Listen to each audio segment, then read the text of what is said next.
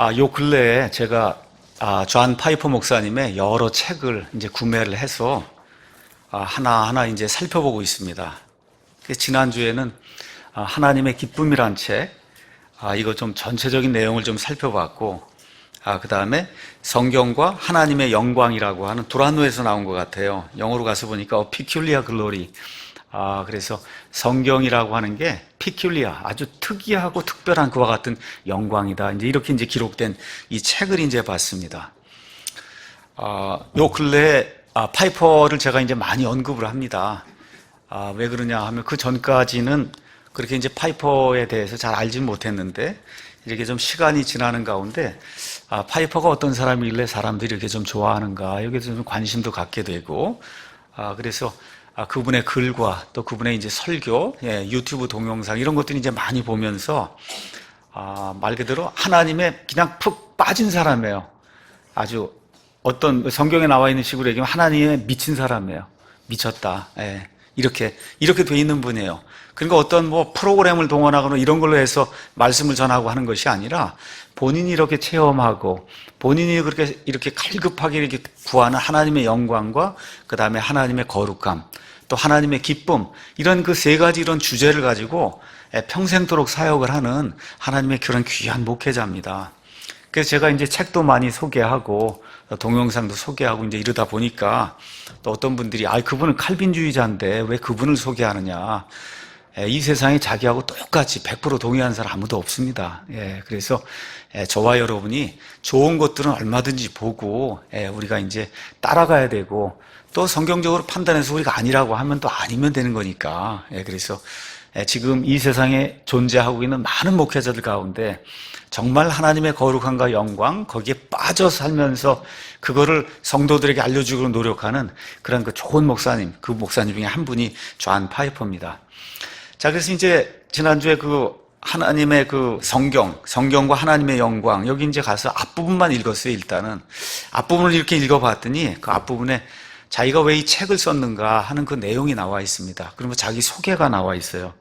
아마 지금 72세쯤 되신 것 같은데 미국 시카고에 있는 위튼 대학을 이제 다니시고 그 이후에 캘리포니아 주에 있는 플롯 신학교를 다녔어요. 거기서 석사를 하시고 아주 특이하게도 미국에 많은 신학교가 있는데 이분은 그걸 다 마다하고 독일의 뮌헨 대학에 가서 그래서 거기서 신학 박사를 했습니다. 신학 박사. 근데 이제 이분이 이야기하는 게 나이가 이제 점점 들면서 처음에 이렇게 근본적인 이런 교회에서 이렇게 자라면서 아버지 어머니 이렇게 그 교육을 받고 그 목사님 교육을 받으면서 성경이 완전한 책이다 이런 것도 이제 교육을 받고 쭉 자랐는데 점점 나이가 들고 이제 한 단계 이렇게 이제 학위를 점점 큰 학위를 이제 받게 되고 이러다가 이제 나중에 독일을 갔는데 독일은 말이 이제 신학교지 그냥 말 그대로 완전히 자유주의자들 온상이라는 거예요. 독일이란 그 나라의 신학이 그렇습니다. 원래가 자유주의 신학이 아주 온상이 이제 독일이거든요. 그래서 자기가 이제 28살까지 거기서 이제 박사 학위를 하고 그러고 나서도 하나님에 대한 믿음, 그 다음에 성경에 대한 믿음, 이거를 더 확고하게 붙들게 됐다는 거예요.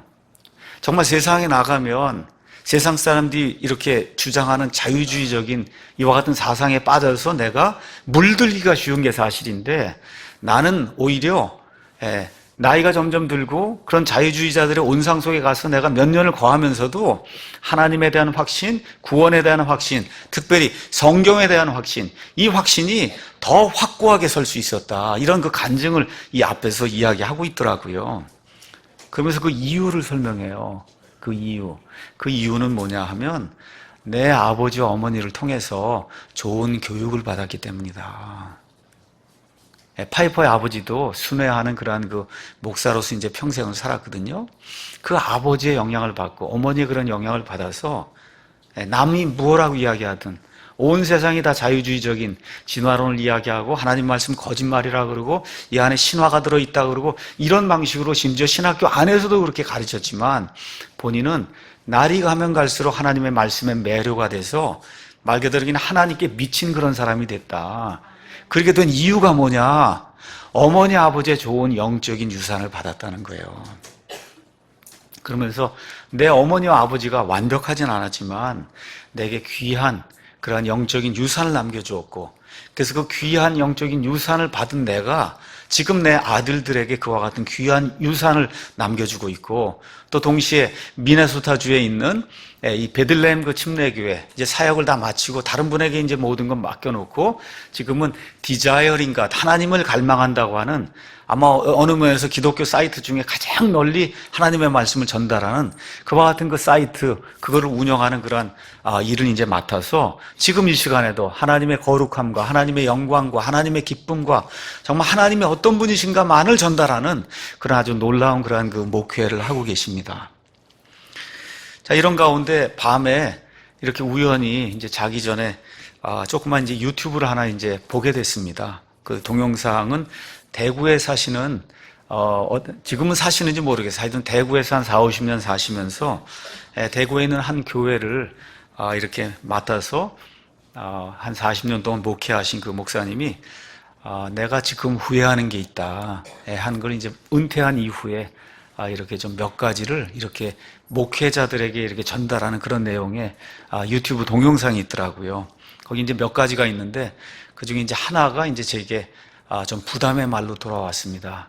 세 가지인가 그분이 얘기해서 후회하는 그 세 가지. 그 나머지는 뭐 우리 교회하고 상관이 없고요. 제 목사로서 우리 성도들하고 같이 이렇게 교회를 하는 가운데 자기가 후회가 되는 것이 있다. 그것은 뭐냐 하면 한 40년 동안을 한 교회를 이렇게 목회하고 그러고선 그 안에 성도들을 이렇게 키워놓은 거잖아요. 자식들을 키우듯이 키운 거잖아요. 그래서 이제 40년을 다 이렇게 하고 나와서 내가 지금 40년 동안 목회해서 이렇게 키워놓은 이 성도들이 어떤 사람인가를 객관적인 시간에서 한번 봤다는 거예요. 그랬더니 아니 이 사람들이 내가 키워놓은 사람이 맞는가, 이게 후회가 되더라는 거예요.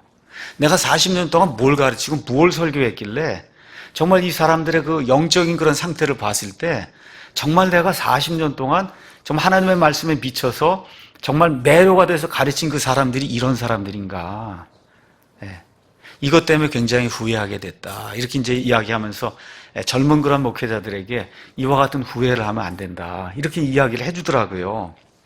그래서 이번 주 이 영적인 유산이 무엇인가 이거에 대해서 지난주에 이제 생각을 하면서 특별히 이번 주는 일주일 내내 이제 휴가로 대부분의 사람들이 이제 시간을 보냅니다. 참 감사의 시즌이고, 그래서 저도 감사에 대한 그런 설교를 좀 한번 해야 되는 게 아닌가 이렇게 이제 생각도 좀 했어요.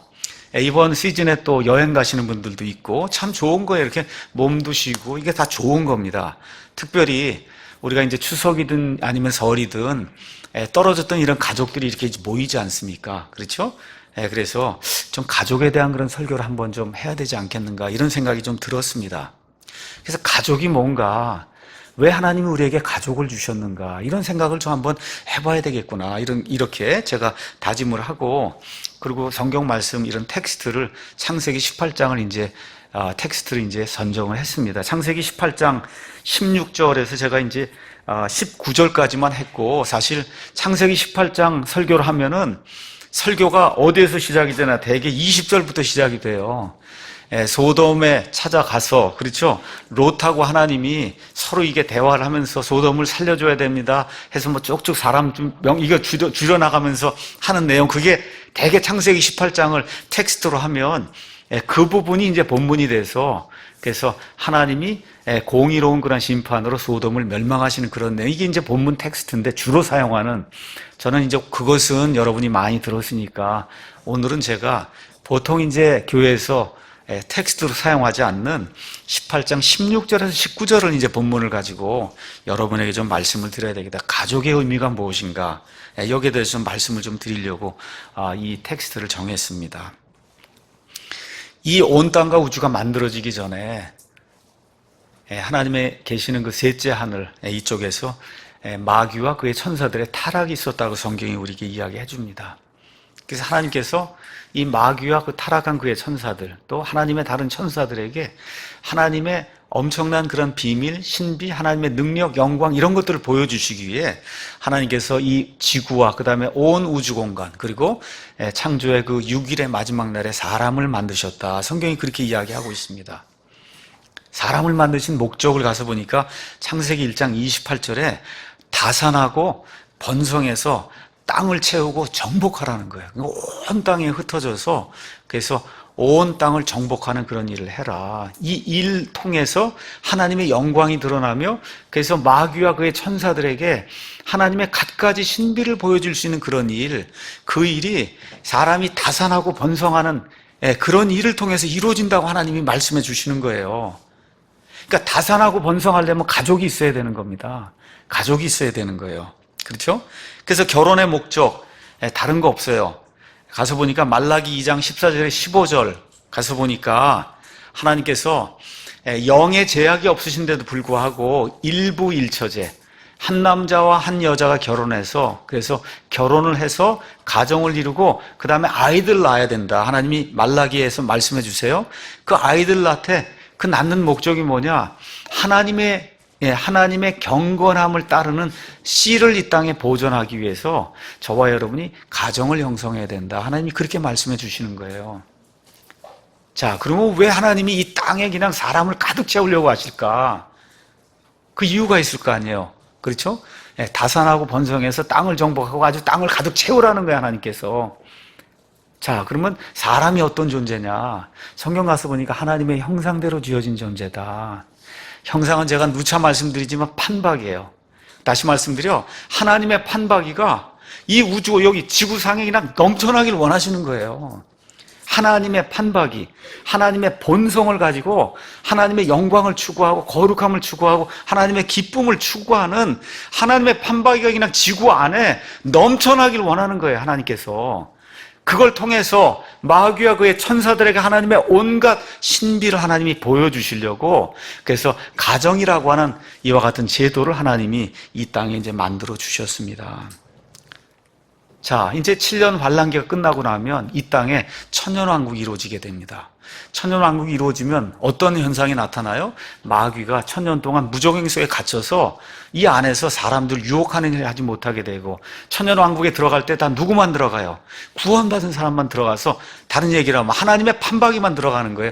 우리는 이미 휴거받아서 몸이 예수님처럼 영화로운 몸으로 바뀐 사람들이고 7년 환란기 이제 끝날 때까지 남아있으면서 의롭게 하나님의 것들을 추구하고 예수님의 복음을 통해 구원받은 사람들만 천년왕국에 들어가는데 이렇게 될 때 그 천년왕국이 에덴 동산에서 하나님이 처음에 이루시고자 했던 것, 하나님의 판박이들로 이 땅을 채우려고 했던 것, 이게 천년왕국에서 문자 그대로 이루어지는 거예요. 그 일을 위해서 천년왕국이 필요하다.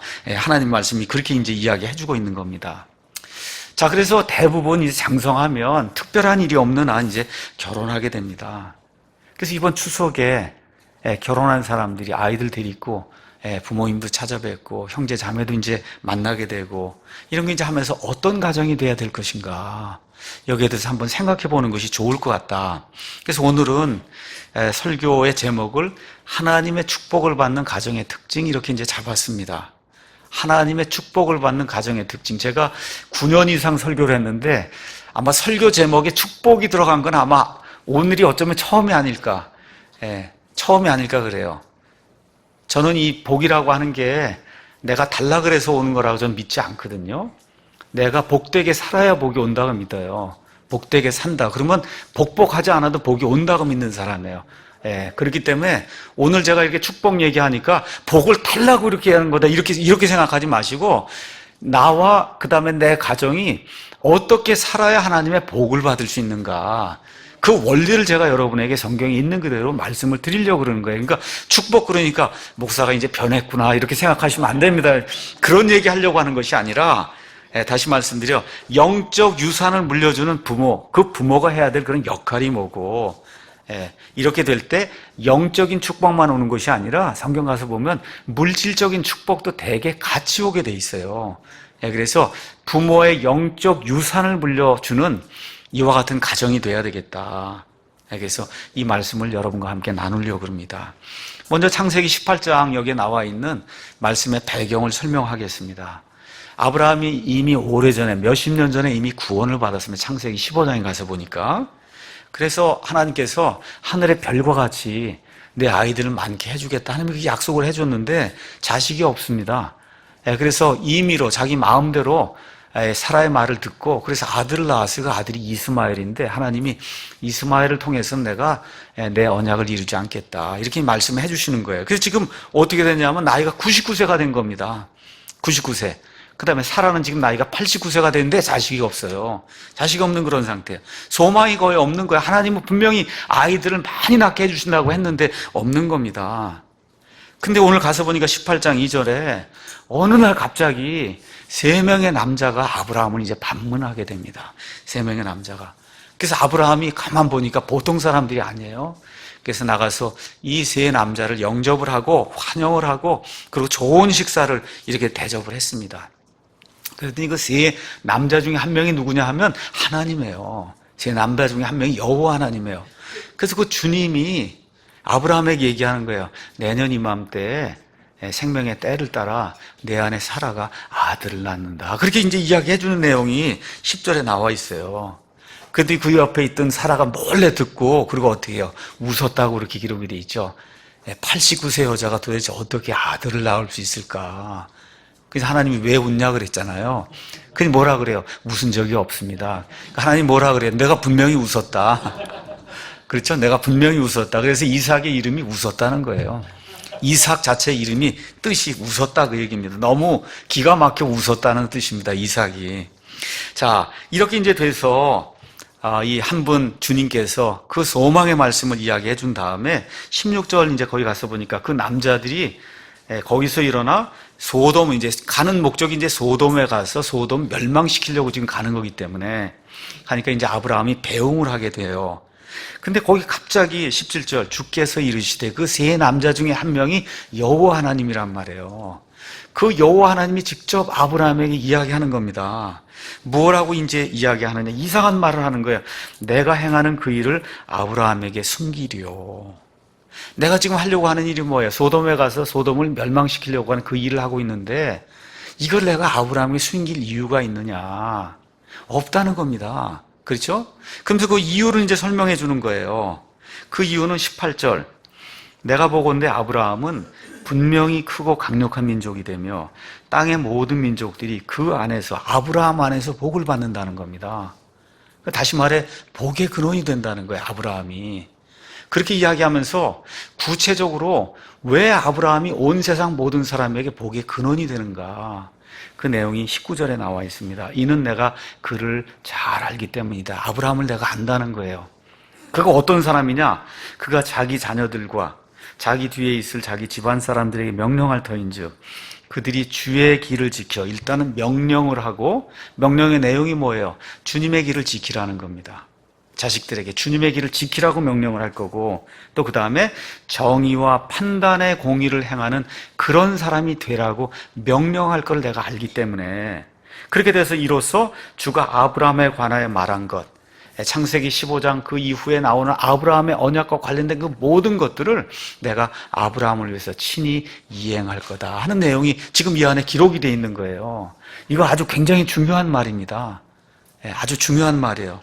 다시 말씀드려 아브라함 당시에 그 땅에 뭐 1억 명이든 2억 명이든 많은 사람이 살았어요. 하나님은 전지전능하신 분이에요. 그래서 그 사람의 속에 있는 모든 걸 다 아세요. 이 사람이 무슨 일을 할지 다 안단 말이에요. 그 많은 사람들 가운데 하나님이 아브라함 하나를 딱 보시고 아브라함만이 내가 이루고자 하는 그와 같은 일들을 이룰 수 있는 자격을 갖춘 사람이라는 걸 하나님이 알아냈다는 거예요. 그 자격이 뭐예요? 하나님의 명령들을 충분히 이해하고 그의 씨에게 하나님이 이렇게 말씀하셨으니까 이 말씀들을 지키고 이 말씀들을 계속해서 영적 유산으로 남겨주라고 이렇게 명령할 수 있는 그와 같은 사람이 하나님 보시니까 아브라함뿐이 없었다는 거예요. 그 당시에. 그렇죠?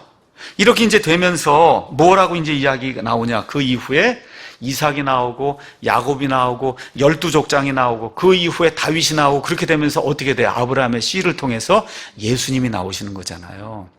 그렇죠? 그러니까 예수님이 그냥 나오는 그 계보가 그냥 간단한 그런 계보가 아니라는 거예요. 아브라함이 그 아들들에게 그렇죠? 그 이후에 계속해서 이와 같은 그 말씀, 영적인 유산을 남겨주는 이와 같은 그 말씀을 계속해서 전달하고 가는 가운데 아브라함 이후로 2000년이 지났을 때 하나님께서 창세기 3장 15절에 약속해 주신 여자의 씨, 메시아, 마귀를 멸절시킬 수 있는 이와 같은 그 하나님의 아들이 이 땅에 오는 그와 같은 약속을 아브라함을 통해서 이룰 수 있도록 하나님이 그렇게 만들어 주셨다는 겁니다. 그러니까 저와 여러분이 신약성경 딱 펴서 마태복음 1장 1절 가서 보니까 나오는 이름이 누구예요? 아브라함의 자손이시오, 다윗의 자손이신 예수 그리스도의 세대에 대한 책에서 신약성경 1장 1절의 첫 단어가 지금 아브라함으로 나오는 거예요. 그러니까 아브라함이 이게 복을 받았다고 하는 것이 그게 엄청난 그 안에 그건 의미가 있는 거다. 특별히 가족과 같이 이렇게 가정 이런 것들과 같이 이렇게 생각해 볼 때 어머니 아버지가 아이들이 복 받기를 원하면 아브라함이 행한 일을 하면 된다는 거예요. 아브라함의 마음을 가지고 하나님께서 아브라함을 칭찬하셨던 그 내용, 내가 아브라함을 분명히 잘 안다. 뭘 한다는 거예요? 하나님의 명령을 분명히 알고 자기 자식들에게 하나님의 길을 분명히 가르치고 그 다음에 정의와 판단의 공의를 행할 줄 아는 그런 사람으로 만들게 될 때 아브라함의 약속했던 모든 것을 내가 들어줄 수밖에 없는 이와 같은 가정이 된다는 거예요. 이런 것이 오늘 이야기하고자 하는 것의 배경이다. 이거를 저와 여러분이 이해하면 좋을 것 같습니다. 그런데 영적인 복만 받은 것이 아니라 우리가 창세기 가서 읽어보면 아브라함도 엄청나게 창대하게 부자가 됐고 이삭도 말할 것 없이 창대하게 부자가 됐고 야곱도 엄청나게 부자가 됐어요. 그렇죠? 그러니까 영적인 복이 오게 될 때 특별한 일이 없는 한은 물질적인 복도 같이 온다는 것이 성경이 우리에게 이야기해 주는 겁니다. 그래서 축복받는 그런 가정이 되려면 그러면 어떻게 돼요? 부모가 하나님의 명령이 무엇인가를 정확하게 이해하고 그리고 하나님의 명령을 본인이 이해한 다음에 자식들에게 하나님의 명령을 알려주고 그리고 주님의 길 안에서 그 명령들에 따라 살도록 그렇게 명령을 해야 된다고 18절에서 19절이 우리에게 이야기하고 있습니다. 자, 그러면 하나님의 명령과 하나님의 길이 어디에 있는지를 알아야 그걸 찾아서 알려줄 거 아니에요. 그렇죠? 이 아브라함 당시에는 아직 성경 기록이 없었습니다. 그러니까 하나님이 직접 말씀해 주신 거예요. 근데 지금 이 시간에는 우리 손 안에 66권 하나님의 완전한 그런 말씀이 우리 손 안에 지금 들어있어요. 이 안에 정신을 차리고 저와 여러분이 하나님이 어떤 것들을 원하시고 어떤 명령들을 주시고 어떻게 살아야 되는가를 하나님이 명백하게 주셨어요. 맞습니까, 여러분? 그래서 하나님의 명령과 하나님의 길이 무엇인가를 저와 여러분이 알 수 있도록 하나님이 분명히 만들어줬기 때문에 부모가 해야 될 일이 뭐냐? 본인 자신이 하나님의 명령과 하나님의 길들을 충분히 이해하고 그 하나님의 명령과 길들에 따라 살려고 노력을 하며 우리 아이들에게 하나님의 명령과 길들을 가르치고 정의와 판단의 공의를 이렇게 추구할 수 있는 그런 아이들로 만들면 그럼 하나님의 영적인 복과 더불어 하나님의 물질적인 복도 같이 임한다고 성경이 우리에게 이야기하고 있습니다. 자, 그래서 첫 번째 우리 아이들 낳으면 무엇을 해야 되냐? 구원받도록 저와 여러분이 신경을 쓰고 아이들 구원받도록 인도해야 됩니다. 구원이 없이 이 세상에서 아무리 많은 돈이 있어봐야 7, 80년 지나면 끝나고 마는 거예요, 여러분. 그렇지 않습니까? 저와 여러분이 바라는 것은 여기 7, 80년이 아니라 영원히 다가오는 하나님의 왕국이에요. 하나님과 함께 영원히 사는 것. 이것 때문에 저와 여러분이 구원받아 지금 사랑 침례교회하고 믿지 않은 사람들에게 하나님의 말씀을 전하는 이유가 뭐냐? 이게 7, 80년이 끝이 아니라는 겁니다. 영원한 세상이 오기 때문에 하나님과 함께 살 수 있는 그 길, 그거를 아이들에게 부모가 열심히 가르쳐서 아이들이 구원받을 수 있는 그런 길을 저와 여러분이 만들어 줘야 된다는 거예요. 그래서 아브라함을 통해서 이삭이 구원받고 이삭을 통해서 야곱이 구원받고 야곱을 통해서 12족장이 구원받고 이와 같은 그 구원받는 그 영적인 유산이 그 가정에 계속해서 물려지는 가운데 예수 그리스도가 그 계보를 통해서 이 땅에 오시는 그와 같은 아름다운 일이 생기게 된다는 거예요. 그래서 어떻게 구원받느냐? 창세기 15장 6절에 어떻게 되어 있어요? 오직 하나님의 은혜로 하나님의 말씀을 믿을 때 하나님께서 그것을 그에게 의로 여겨주셨다. 그죠? 하나님의 전적인 은혜로 하나님만을 의지할 때 예수 그리스도에게 십자가에서 이루어놓으신 다 이루었다 말씀하실 때 저와 여러분의 모든 죄가 완전히 제거되고 예수님만 신뢰하게 될 때 예수님을 통해서 구원받는다고 하는 이 은혜의 복음을 우리 아이들에게 어떻게 하든지 저와 여러분이 가르쳐야 되는 거예요. 그래서 믿음의 눈이 열려야 진정한 복을 받는 사람이 될 수 있는 겁니다. 믿음의 눈이 열려야 된다. 그 일을, 아이를 낳으면 부모가 최선을 다해서 그 일을 위해서 노력을 해야 돼요. 두 번째는 아이들에게 하나님의 두려움을 계속해서 가르치고 명령해야 됩니다. 여기 시편 25편 14절 가서 보니까 제가 그냥 읽도록 하겠습니다.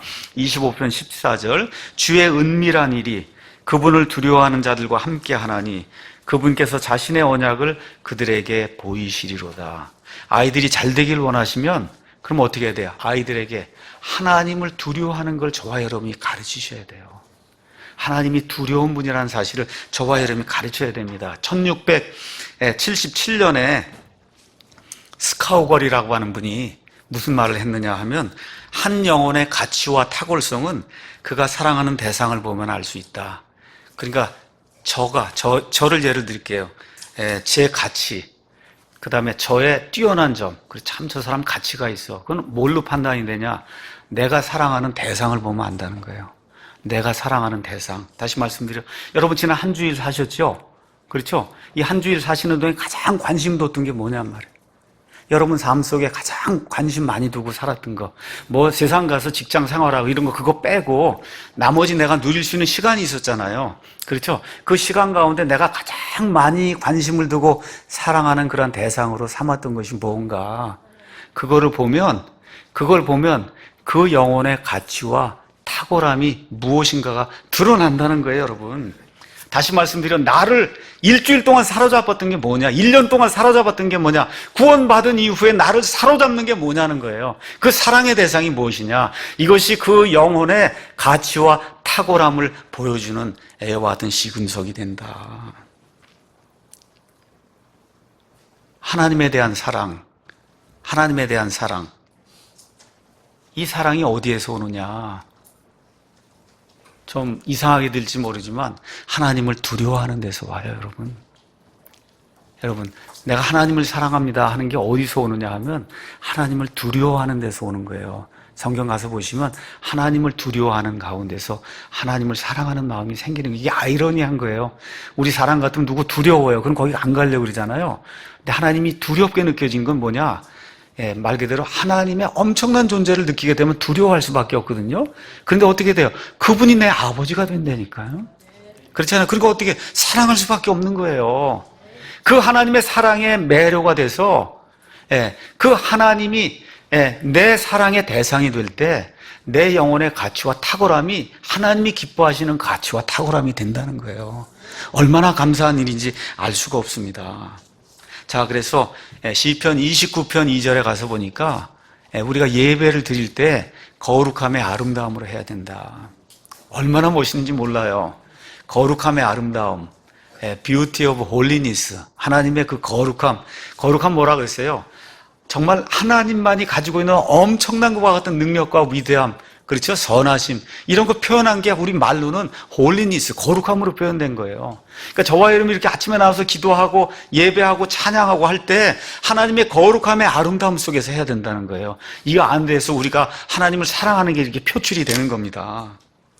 모세의 십계명 출애굽기 20장 1절 가서 보니까 나는 주 너희 하나님이다. 여호와 하나님, 어떤 분이에요? 스스로 자존하시는 분이에요. 누가 만든 분이 아니에요. 스스로 자존하는 분이다. 하나님 이렇게 말씀하시면서 뭐라고 말씀하세요? 내 앞에 다른 신들을 두지 마라. 나머지는 다 가짜다. 그렇죠? 그런 다른 신들을 이렇게 숭배하기 위한 그런 우상들을 만들지 말라. 그렇게 이야기하는 거예요.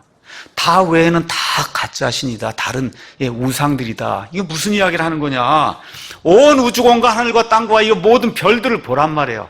이 우주공간의 모든 것들을 유지하고 관리하고 지금 이 시간에도 질서 있게 돌아가게 만들고 저와 여러분 속에 들어있는 이 세포 하나하나에 들어있는 모든 것까지 원만하게 돌아가도록 모든 걸 만드는 이런 존재가 바로 나라는 거.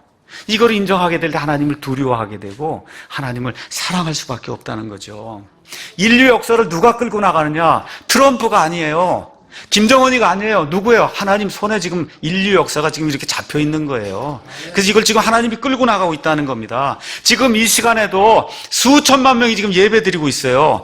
예배 드리고 있어. 매일같이 수천만 명, 수억의 사람이 하나님께 기도하고 있는 거를 다 다 듣고 계시는 거예요, 여러분. 그리고 응답해 주시는 거예요. 이거 엄청나게 놀라운 거 아닙니까? 그렇죠? 이런 하나님에 대한 두려움과 이 두려움으로 말미암아 이런 사랑을 이렇게 가질 수 있도록 아이들에게 하나님이 어떤 존재인가를 저와 여러분이 가르쳐야 된다는 거예요. 이렇게 될 때 하나님께서 출애굽기 19장 5절에서 6절 이스라엘 백성을 어떤 사람들로 만든다 그래요? 특별한 보물로 만들어준다는 거예요. 이스라엘이 누구예요? 아브라함, 이삭, 야곱. 야곱의 이름이 바뀌어서 이스라엘에서 나온 그 사람들이 다 이스라엘 자손인데 하나님이 언약을 맺을 때 어떻게 한다 그래요? 이 아브라함의 이 자손, 이 이스라엘 자손에게 어떠한 약속을 주셨어요? 특별한 보물이라는 거예요, 여러분. 특별한 보물. 저뿐만 아니라 우리가 낳은 아이들이 하나님 앞에 특별한 보물이 되길 원하십니까, 여러분? 그러면 아이들을 특별한 보물이 될 수 있도록 가르쳐야 되는 거예요. 그 책임이 우리 부모에게 있다. 그래서 온 땅을 다스릴 그와 같은 축복을 주시겠다고 19장 5절이 우리에게 이야기하고, 그 다음에 이스라엘 백성 하나님이 제사장 왕국으로 만들어 주신다는 거예요. 제사장이 뭐 하는 겁니까? 하나님 믿고 구원받지 못한 사람이 있을 때 이 중간에 서서 그래서 중보하는 일을 하는 거예요. 그러니까 다시 말씀드려, 저와 여러분이 제사장 왕국이 돼야 되고 우리 아이들이 하나님과 사람 사이에 이렇게 서서 뭐예요? 복음의 말씀을 널리 전해서 그래서 하나님의 백성이 되도록 하는 그와 같은 책무를 맡는 존귀한 존재가 될 수 있다. 그렇게 말씀해 주시는 겁니다. 그 다음에 또 뭐라 그래요? 거룩한 민족이 된다는 겁니다. 하나님의 거룩함에 참여하는 그런 민족이 될 수 있다는 거예요. 구원받은 사람들이. 그러니까 저와 여러분이 아이들을 낳고 아이들을 이렇게 키우게 될 때 부모로서 늘 그걸 기억을 하고 아이들이 거룩함을 추구하고 하나님의 영광을 추구하고 하나님의 두려움을 추구하고 그 앞에 떨 줄 아는 그와 같은 존귀한 그런 사람으로 만들어야 될 그런 책무가 우리에게 있다는 거예요. 이렇게 될 때 아이들에게 영적인 축복과 더불어 물질적인 축복이 자연스럽게 온다고 성경이 우리에게 이야기해주고 있는 겁니다. 모세의 유언인 신명기 말씀 잠깐 보겠습니다. 신명기 6장 보겠습니다. 신명기 6장 1절에서 이제 9절 말씀 가서 보니까 이렇게 기록이 되어 있습니다. 이제 주 너희 하나님께서 너희에게 가르치라고 명령하신 명령과 법규와 판단의 법도가 이러하니 이것은 너희가 가서 소유할 땅에서 너희가 그것들을 행하게 하려 하며. 자, 아브라함의 자손, 이스라엘 자손에게 하나님 주신 명령이 이렇게 기록이 되어 있어요. 2절에 또 내가 평생토록 주 내 하나님을 두려워하며, 한 시간만이 아니에요. 평생토록.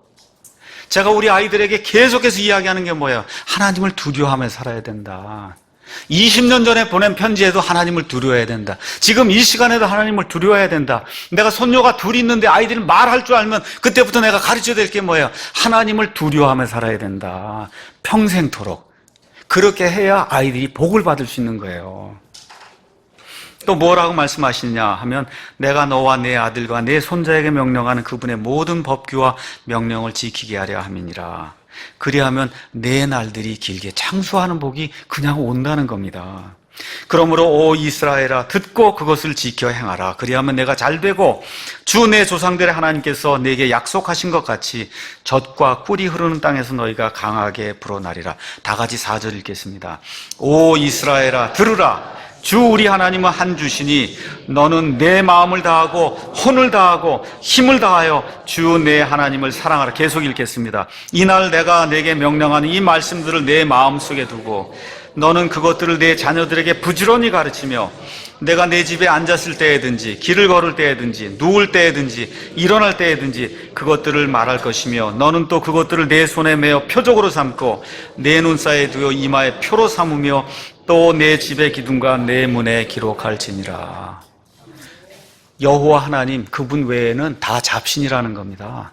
이걸 기억을 하시고 저와 여러분을 구원하시고 천국으로 이끄실 분, 하나님의 본성에 참여할 수 있도록 만들어주실 유일한 분은 여호와 하나님 한 분뿐이 안 계신다. 이거를 내가 먼저 이해하고 깨닫고 구원받고 내 자녀들의 이거를 평생도록 가르쳐서 아이들이 하나님을 두려워할 수 있도록 만들면 어떻게 돼? 복이 온다는 거예요. 그냥 복이 온다는 겁니다. 복 달라고 자꾸 가서 그렇게 20시간씩 기도하지 않아도 내가 복된 그런 삶을 살면 하나님의 언약의 약속에 따라 이와 같은 복이 우리에게 임한다고 성경이 이야기해주고 있는 거예요. 그 다음에 또 뭐라고 얘기해요? 그분의 길로 걷도록 만들어야 된다는 거예요. 하나님의 길로 걷도록. 아브라함이 그렇게 했다는 겁니다. 성경에 가서 길을 보니까 단수로 664번, 복수로 204번, path라는 단어도 있고 여러 가지 따지면 성경에 길이라는 단어가 한 1000번 나와요. 그 굉장히 중요한 단어예요. 그분의 길로 걷는다고 하는 건 뭐냐? 이 말씀을 듣고 이렇게 믿음을 가졌으면 말 그대로 믿음의 행위를 표출할 수 있는 그런 아이들로 키워야 된다는 거예요. 믿음이 가진 것을 내 행위로 표출해서 예수 그리스도의 빛을 세상에 발할 수 있는 그런 사람들을 키워야 된다. 자, 그러면 우리 아이들에게 어떤 걸 특별히 많이 가르쳐야 되냐? 잠언과 시편에 나와 있는 말씀을 많이 가르치셔야 돼요. 많이 읽도록 여러분이 유도하시고 같이 읽으셔야 돼요. 잠언에는 특별히 하나님의 길과 사악한 자들의 길이 이렇게 대비가 돼서 굉장히 많이 나옵니다. 굉장히 많이 나와요. 제가 잠언에 있는 말씀 잠깐 좀 한번 읽어보겠습니다. 잠언 2장에 있는 말씀. 잠언을 펴면 거의 처음부터 끝까지가 하나님의 길과 마귀의 길, 이걸 대비해서 지금 보여주고 있습니다. 2장 7절 이렇게 가서 읽어보니까 그분께서는 의로운 자들 위하여 건전한 지혜를 모아두시며 곧바로 걷는 자들에게 방패가 되시고 공의의 행로 길이잖아요. 길들을 지키시며 자신의 성도들의 길을 보존하시. 계속 길 이야기가 나오는 거예요. 그렇죠? 10절에 지혜가 내 마음에 들어가며 지식이 내 혼의 기쁨이 될 때에는 분별이 너를 보존하며 명철이 너를 보호하여 악한 자의 길과 비뚤어진 것들을 말하는 자에게서 너를 건져내리라. 그들은 곧바른 행로들을 떠나 어두운 길들로. 계속 길 이야기가 나오는 거예요. 그러니까 이 아이들에게 하나님이 원하시는 그런 길 안에서 걷는 것이 무엇인가를 저와 여러분이 먼저 실천하고 아이들에게 하나하나 이제 가르쳐야 된다는 거예요. 그래서 잠언을 자꾸 읽도록 그렇게 만들어야 돼요. 같이 읽어야 됩니다. 그래서 하나님이 기뻐하신 그런 이 공의로운 그런 길을 걸어갈 수 있도록 저와 여러분이 가르쳐야 되는 거예요. 이렇게 하게 될 때 잠언 16장 7절에는 참 귀한 말씀이 있습니다. 제가 읽겠습니다. 사람의 길들이 주를 기쁘게 하면, 참 믿음을 가지고 하나님을 기쁘게 하는 그런 일들을 하면 뭐라고 기록이 되어 있어요? 거기 가서 보니까 그분께서 그의 원수들까지도 그와 화목하게 한다는 거예요. 이게 복 아니에요, 여러분? 이게 복 아니겠어요? 내가 노력하지 않아도 하나님이 원수들까지도 화목하게 그렇게 만들어주는 복을 주신다는 거예요. 아브라함이 자기 자식들에게 그렇게 가르쳤다는 겁니다. 이삭이 자기 자식에게 그렇게 가르쳤다는 거예요. 야곱이 그 자식들에게 그렇게 가르쳤다는 거예요. 이와 같은 그 아브라함의 계보를 통해서 맨 마지막에 예수 그리스도가 이 땅에 올 수 있도록 하나님이 그와 같은 복을 우리에게 주셨다는 거예요. 그래서 저와 여러분, 제가 다 읽지 않겠습니다. 시편에도 이 하나님의 길과 그 다음에 악한 자들의 길이 계속해서 대비해서 나옵니다. 시편 1편 나중에 한번 가서 보도록 하세요. 오늘은 시편 119편에 있는 말씀만 하나 제가 읽도록 하겠습니다. 시편 119편 1절 가서 보니까 주의 법 안에서 걸으며 그 길에서 더럽히지 아니한 자들은 복이 있다. 아브라함이 하신 말씀 그대로예요. 하나님의 길 안에서 걸으라고 아이들 가르치고 아이들이 그렇게 하면 복이 받는다는 거예요. 복을 받는다. 9절에 청년이 무엇으로 자기 길을 깨끗하게 하리이까? 주의 말씀에 따라 자기 길을 계속 길 얘기가 나오는 거예요. 그러니까 아브라함에게 왜 길 얘기를 하느냐? 믿음을 가졌으면 믿음에 합당한 그런 길로 걸어가야 된다고 하는 그런 말씀을 주시는 겁니다. 또 하나님께서 아브라함에 대해서 뭐라고 이야기하느냐? 아브라함은 분명하게 자기 자식들에게 정의와 판단의 공의를 할 수 있도록 가르칠 거다. 그러면 복이 된다는 거예요. 여러분, 요새 세상에 정의란 무엇인가? 책도 나오고 유튜브 동영상도 있고 미국에도 있고 엄청나게 뭐가 많이 나옵니다. 다 무슨 얘기냐? 자기 판단 기준에 따라 정의는 이거다, 이렇게 이야기하는 거예요. 근데 지금 우리가 이야기하는 정의 아니면 판단의 공의는 사람의 기준에 따른 것이 아니고 하나님이 보실 때 무엇이 정의고 하나님이 보실 때 무엇이 판단의 공의인가, 이거를 자식들에게 가르쳐야 된다는 거예요. 자식들에게 가르쳐야, 그래야 그 아이들이 영적인 복과 더불어 물질의 복을 받는다는 겁니다. 그래서 저와 여러분이 성경을 읽고 성경이 원하는 정의, 성경이 원하는 판단의 공의, 이런 게 무엇이냐, 그래서 저와 여러분이 구약 성경 읽어야 되는 거예요. 레위기, 민수기, 신명기 읽어야 되는 겁니다. 그 안에 이 세상 살아가는 사회생활을 하는 가운데 우리가 집행해야 될 정의, 집행해야 될 판단의 공의가 무엇인가 이 안에 자세히 나와 있는 거예요. 하나님이 무엇을 원하고 하나님이 어떤 것들을 미워하는가, 그걸 저와 여러분이 깨닫고 자식들에게 그걸 가르치게 될 때 하나님의 복이 임한다고 성경이 이야기하는 겁니다. 첫 번째, 성경은 뭐라고 이야기하느냐? 사람을 죽이면 그 사람은 사형을 시켜야 된다고 이야기하는 거예요. 그게 하나님의 정의라고 가르치는 거예요. 이러한 정의가 집행이 되지 않으니까 사회 지금 질서가 전혀 지켜지지 않는 겁니다. 이게 하나님의 정의예요. 하나님의 판단의 공의예요. 그래서 사람을 아무 까닭 없이 가서 죽이면 그 사람을 죽여야 된다고 성경이 이야기하고 있는 게 하나님의 정의요, 하나님의 판단의 공의라는 겁니다. 두 번째, 국가의 권력에 순종하는 것, 그걸 저와 여러분이 아이들에게 가르쳐야 된다는 거예요. 국가의 권력에 순종할 줄 아는 사람, 질서 순종할 줄 아는 사람, 특별히 로마서 13장에 이 내용이 나와 있어요. 다른 말로 이야기하면 좋은 시민이 될 수 있도록 아이들을 처음부터 하나님의 훈계 안에서 가르쳐야 된다는 겁니다. 그게 부모가 해야 될 그런 일이다.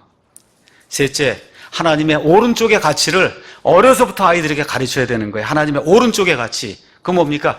열심히, 부지런히 그렇게 일해서 부를 축적하고, 그렇죠? 가난하고 연약한 사람들을 배려할 줄 아는 그런 사람이 돼야 된다. 이거를 어려서부터 가르쳐야 되는 거예요. 부자에게서 무엇을 뺏어다가 공통적으로 나눠주고 퍼주고 하는 공산주의 사회주의는 하나님이 원치 않는 그런 시스템이라는 거 어려서부터 가르쳐야 되는 겁니다. 어려서부터. 특별히 대한민국은 분단 국가예요. 시시탐탐, 호시탐탐해서 계속해서 지금 핵무기 개발하고 전쟁 일으키려고 하는 게 바로 요 위에 50km 넘어가면 바로 그 위에 북한이라고 하는 말 그대로 악한 체제가 있는 나라입니다.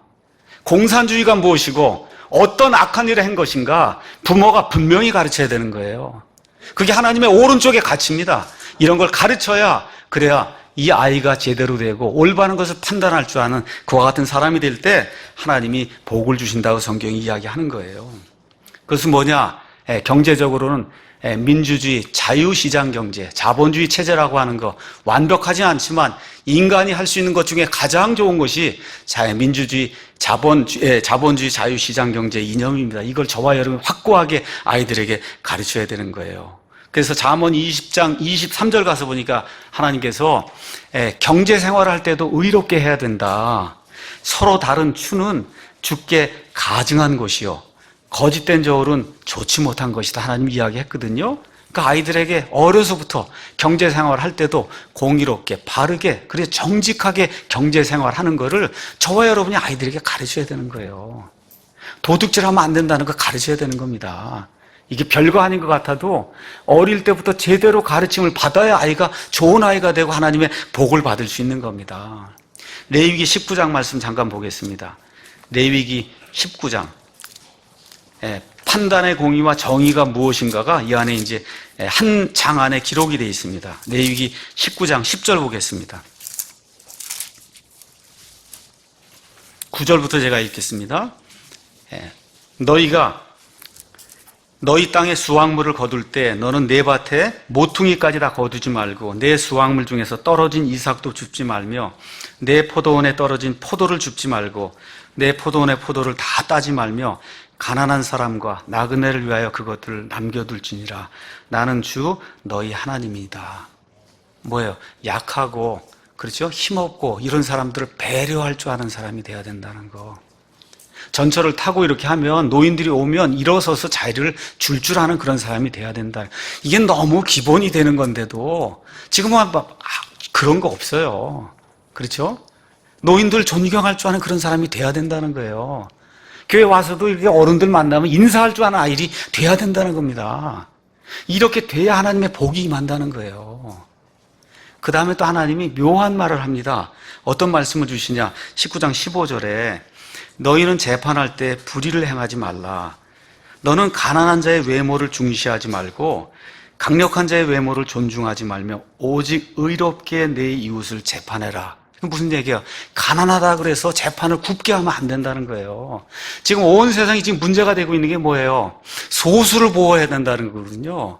그렇죠? 법을 틀어서라도 동성애자 이거 다 소수자 보호한다고 해서 법을 지금 바꾸면서 소수자를 보호하는 거 하나님 뭐라 그래? 안 된다는 겁니다.